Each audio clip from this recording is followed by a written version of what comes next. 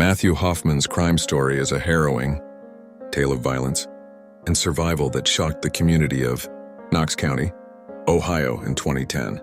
Here's a structured overview of the case. Our background: Matthew Hoffman, a 30-year-old tree trimmer with a history of criminal behavior including arson and voyeurism, lived in Mount Vernon, Ohio. His familiarity with tree climbing and rural landscapes later played a role in the crimes. The crimes, November 2010. Porsche victims: Tina Herman, 32, a mother and waitress from Apple Valley. Cody Maynard, 11, Tina's son. Stephanie Sprang, 41, Tina's friend. Sarah Maynard, 13, Tina's daughter, who was abducted but survived. 2. Timeline. On November 10, 2010, Hoffman broke into Tina Herman's home, murdering her, Cody, and Stephanie. He kidnapped Sarah, holding her captive in his apartment.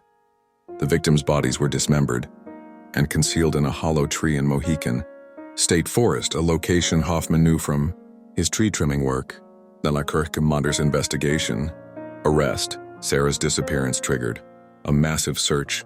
Hoffman became a suspect after witnesses reported seeing his vehicle near Tina's home. On November 14, 2010, police arrested Hoffman following a tip. He initially resisted, but eventually confessed and led authorities to the tree where the bodies were hidden. Sarah was rescued alive from his apartment. Legal outcome: Hoffman pleaded guilty in 2011 to aggravated murder, kidnapping, and other charges to avoid the death penalty. He received 3 consecutive life sentences, without parole and plus 10 years for kidnapping. Numbers or aftermath. Impact: community trauma. The brutality and unusual hiding of the bodies deeply affected the rural Ohio community. On Sarah Maynard.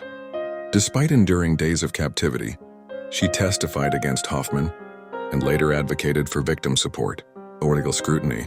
Hoffman's prior crimes raised questions about monitoring repeat offenders. Hoffman remains incarcerated, and the case remains a grim reminder of the vulnerabilities in small communities and the resilience of survivors.